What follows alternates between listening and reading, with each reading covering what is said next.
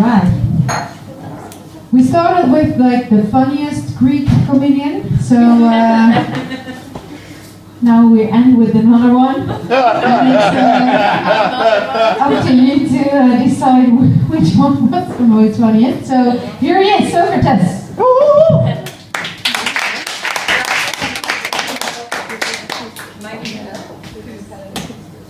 Yeah, thanks so much. Keep going there for Jamie. She gets one snarky joke in, it's on me. Hey Hilversum, how you doing? Yeah. I like to hear energy. I don't do energy, but I like to hear it. Yeah, my name is Socrates. I am an American. Hey, we got one. A woman who was stranded on a cruise ship. How long are you stranded on the boat? About 4 months. 4 freaking months. Yeah. A lot of fun? For a while, yeah. A lot of work. Have you gone back on another cruise since? Yeah, I work there. Ah, so it was great. You love all of it. And if your boss is watching this, he has no complaints. Yeah. Anybody else go on cruises? Anyone? No. Me neither. I'm not a cruise person. You get stuck on those things. They're just disease traps. From what I'm told. So we're all Dutchies, Hilversum people? Yeah. I thought the theme song was kicking in for Hilversum. I don't know. I just started my own cat rescue thing.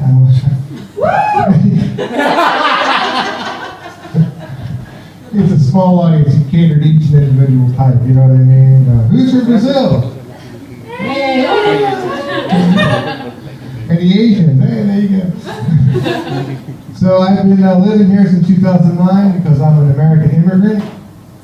Yeah, I don't know if you read the news or not, but it's not good. It's not good. And so I've been trying to learn Dutch. Do you all speak Dutch? No. No one speaks any Dutch? Well, great. You'll learn a little bit of Dutch tonight, or not, because I don't speak it that well. So if you have the chance to learn a language, it's always great to take that opportunity and learn a word if you can. And last year, back in March, I learned the Dutch word aangereden. Yeah, which apparently some of you know, it means to be slammed into, as in, ik ben aangereden door de scooterklotser. Which means I got slammed into by an asshole on a scooter. Yeah, and basically I was riding along on my bike, going to the sauna, which is the worst of it, because I had been coming home from the sauna. It seems like a nicer day, you know? So I'm on the fietspad. That's a Dutch word. It's a pretty simple one. It means bike path. So you're already learning. I thought the Dutch people knew this thing, right? Well, I saw this car driving on the bike path, so clearly he did not get it. And then there was a scooter also on the bike path staring at the car. And I came around the blind corner there, and I saw them, and I wanted to explain to them what they were doing wrong and what these words meant, but I didn't have time, so all I could say was, ah! And then I flew through the air like a bird. It was peaceful. It was nice. I remember the flying part. It was actually kind of nice. I was like, because I was kind of half knocked out, and I kind of came to, and then I landed on the ground. Not like a gymnast, like an octopus. And I realized at that point that I had expressed myself, and I'm from New Jersey, and we just have like one set of expletives, which is like, ah! You know. But basically I was saying frequently in Dutch, because that's fuck. E-K-A-K, just, fuck. So if you hear me say it in my arm race, I'm screaming out, I'm just screaming out frequently.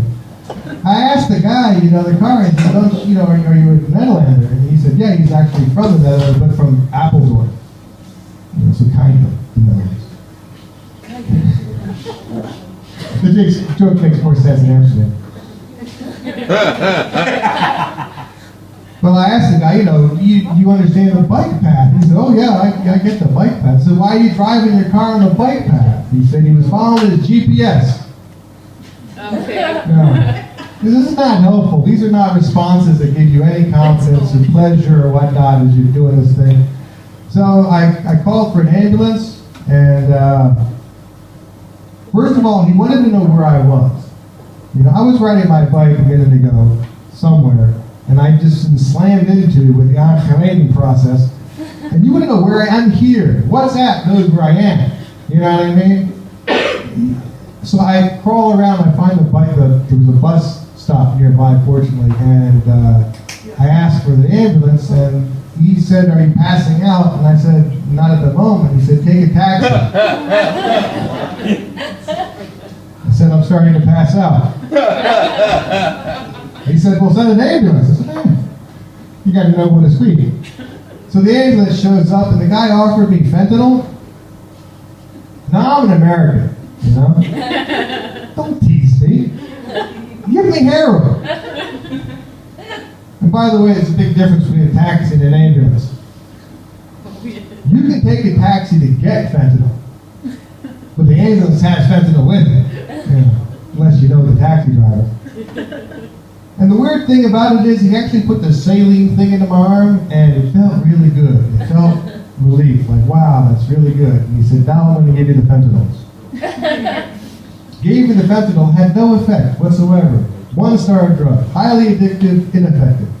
I get to the hospital, and they take even kijken. You know, they take not a little, like a little tiny look, which I call a glance. Arm destroyed, they want to take a glance at the x-ray. She comes back from the x-ray and says, "Would you like some morphine?" Yeah, I did. I said, "Yeah, I'll take the morphine, please." I saw the x-ray. When people see the x-ray, they go, "Ugh." Yeah. And they did what they call conservative treatment for me, which is a nice way of saying they did nothing. They gave me the blue strap. Do you know the blue strap, the Velcro? You know the blue strap and Velcro. If you hurt your arm here and it's not bad enough for them to do something, they'll give you this blue strap. Go around here. It tells you it comes good. That's it. It's not good medical advice. It comes good. But they'll tell it to you. She's heard it. She knows it. It buys some time, you know. It's free. It's encouraging. It's not helpful, you know. So I go home and hoping this is getting better, and they tell me to keep exercising it. So it's like I can only move it so much yet. So I have to sit in my backyard trying to keep my arms stretched, waving to my neighbors. It's getting a really weird vibe from them. Turns out they thought I was a Nazi. What the hell, man? I'm hurt. I'm trying to explain to what's going on. Now they think I'm practicing to be a Nazi. It's not any better. So I said to the doctor, you know, my arm, it's not coming good here. You know, I can only get it this far. I have arm erectile dysfunction. And everybody knows the first step to coming good is getting it up. And that's, I mean, I can do it with help, but how are you going to get a second date like that? This is Christos. He's going to help me. So basically, after that, they decided to go the other direction. Instead of doing almost nothing, they went full-blown the opposite way. I have a piece of a dead Dutch person, whoever you are, in my arm, 12 screws, a piece of carbon fiber, and they took a chunk out of my leg with some bone marrow. Now I can't walk. Yeah, there's a Dutch word for this as well. It's yeah,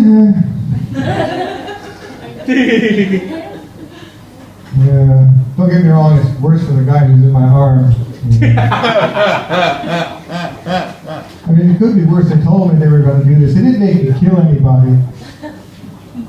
I don't know if I could have done that in the first place. Depends on how bad they were, I guess, you know. My fantasy is that somebody had to lose an arm or a leg, you know, but they lived through the experience, and so I have their piece. We could meet up, you know. You could high-five me or something. Maybe not, I don't know.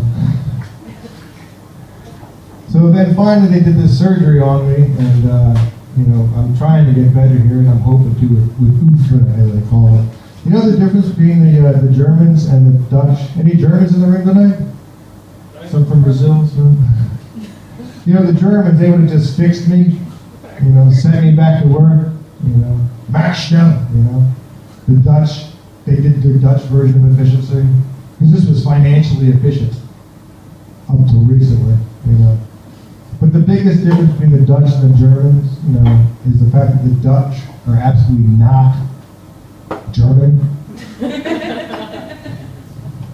It's just sort of a cultural thing, you know. Like you guys are Brazilian over there, is that correct? You know, and like in America, when you love something, your favorite little thing, your baby, your sweet sugar bun, your cinnamon, your sugar baby pie. If you love it, you should make it fat and kill it. Is basically how we look at it. But what do you call your word for your favorite little sweet thing? There's no pressure. People are waiting. I don't know. There's four of you. I don't know. How's it called? I don't know. They call it, I don't know. There's not much love in Brazil. When you think of Brazil, it's not. Fofo. Say again? Fofo. Fofo. Fofinho. Fofinho. See, fofinho, that's a nice Fofinho, word. it's more- Fofinho, that's a nice word. Yeah. You know, the Dutch went with scratje. Yeah, scratje. What the hell? All the sounds in the world, you know, and they went with scratje. They shrink it down to scratch. Doesn't feel like I don't think it helps. So yeah, exactly. You know, I mean, how do you put your baby to sleep? You know, goodbye, my little scratch. I still get that, you know.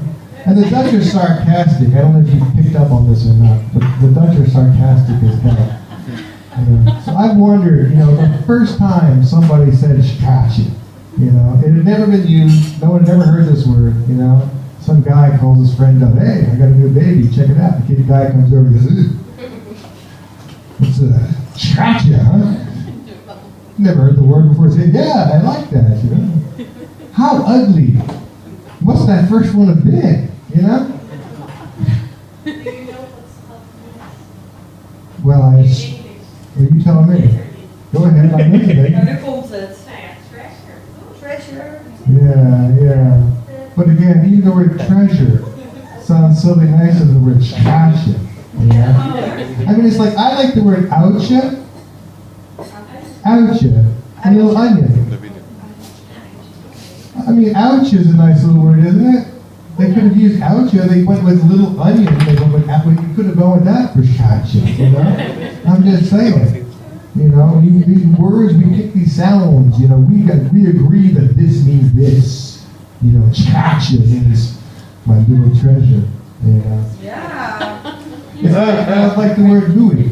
You know, pretty, beautiful. You know, where'd that word come from, moody? You know, I had this feeling that this Dutch farmer years ago had a cow fetish. She's so moody. What do you mean? Beautiful? It's like the word echt. You know, echt, I think is another strange word. You know, you hear people say echt. What the hell she said? Echt. You like that? Oh, echt. Ooh, echt. It's an expressive of, you know, what we say in New Jersey, we say fuck. You know, fucking nice. They say echt nice. You know, ooh, echt moody. It's a really pretty cow. I ride my bike, I take a lot of Oxycontin. It works out that way, you know. So it's, you know, my favorite expression, like when I complained about all this, you know, the first reaction was Helaas and Pindakaas, which means, oh well, peanut butter, which you don't want to hear from your doctor. You know, it's not the first, again, a bad medical reaction, you know. And again, it rhymes. You know, it's sarcasm and it's rhyming, you know? And the Dutch love a good rhyme, like noken in de koken. You know what that one means? She knows. It means fucking in the kitchen. I've asked, how do you use noken in de koken in context? I mean, I get helaas pindakaas. I've done helaas pindakaas. I don't think I've done noken in de koken. Too bad. I mean, I've done it, but I don't think what I was doing qualified as the expression, you know? It's like, as far as I know, it's like, the only way I know how to use it, perhaps in context, is, why is Dutch food so bad?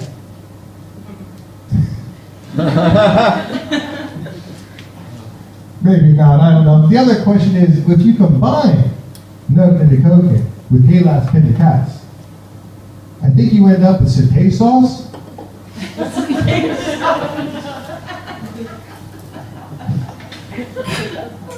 I mean, I'm just saying. So how's it going so far, huh? It comes good, huh? Yeah, by the way, it comes good, I think is only useful as like a Yelp review for a sperm donor.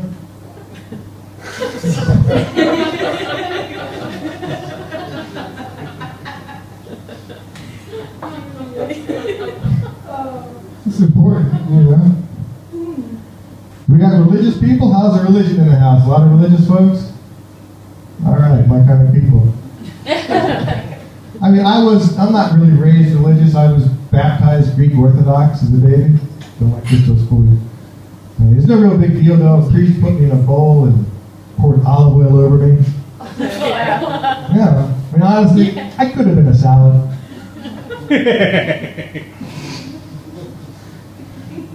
But as I understand the essence of religion being brought up with just TV to educate me, is that God knows everything because God made everything, because God has a plan for everything. Now, I personally don't think I like the plan. Not anymore. You know, but why would you pray? You know, I don't, because God knows I'm not happy with this. You know, what am I going to pray? I don't like your plan, God, you know? And God would say, look, my plan was to fuck you up and then laugh about how unhappy it made you. Make you go on stage and try to make people laugh about it. And have people come out after the stage and say, is it a gimmick? I've been asked many times if it's a gimmick. It's like I went so far as to actually get the scars installed just to have the jokes. I've been asked that about the name too. My name is Socrates. It's actually my middle name. It was supposed to be my first name, but my mom thought I'd get teased. So she gave me another ancient Greek name that nobody's heard of, Kimon, and Americans can't pronounce. They go. She was way off because, you know, I've been named going Socrates for about 6 years now. So far, I haven't got teased once. Thanks, appreciate that. You know, hey, gotcha. But, you know, the thing with Socrates, he tried to warn the world about democracy, you know, and then he made him drink hemlock, which was worse than democracy. But his concern was that if people didn't know what they were voting about, if the voting public was not educated on the issues, that they could be convinced to vote for something stupid. Yeah, I know it's impossible now.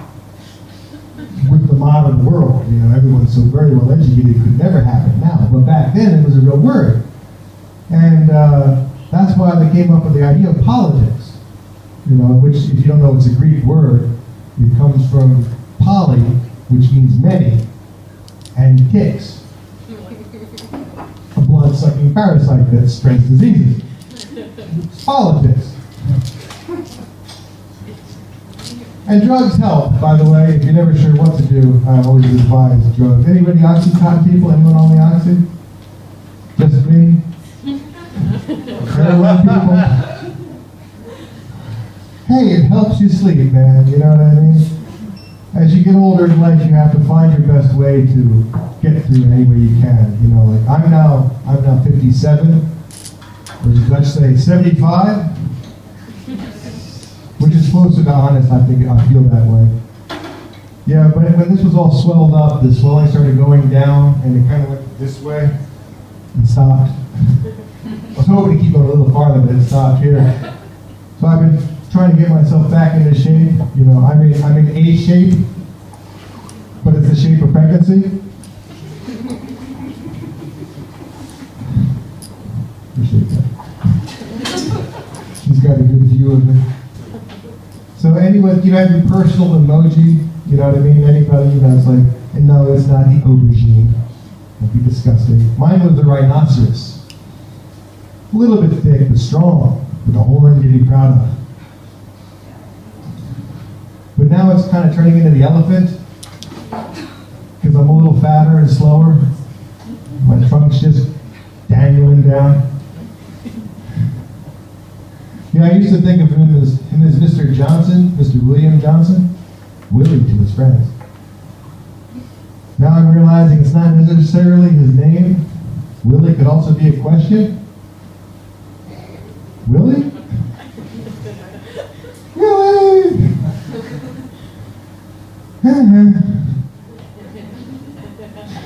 Anyway, the last great word I'll leave you with is the most Dutch word of all time. I think you all know that word, which of course is swaffelen. Okay, it's not swaffelen, which is it's a great Dutch word. They needed this word. It means to smack your dick against something. And this word was so popular, it was the word of the year in 2008. Look it up, Dutch word of the year 2008. They needed that word. Like in the U.S., we needed the word asshole. But the great word is gezellig. You know, that's the most Dutchest of all Dutch words, gezellig, right? And in so many ways, this is the essence of gezellig. You know, it's a quiet, semi-rainy night. We're here in a nice little bar. It's not packed, but the people here make this thing happen. You know, we've got cat lovers, we've got cruise ship survivors, we've got people from, what was it, weed transfer? Because I could use weed transfer. That's, to me, that's a business right there, $1,000 business, not $1 million, but a weed transfer business. Anyway, to me this was gezellig, it was a pine stiller. Thank you all so much. My name is Socrates. Thank you, Jamie. Thanks for this great place. See you all next time. My name is Socrates, and it's slowly leaving the stage.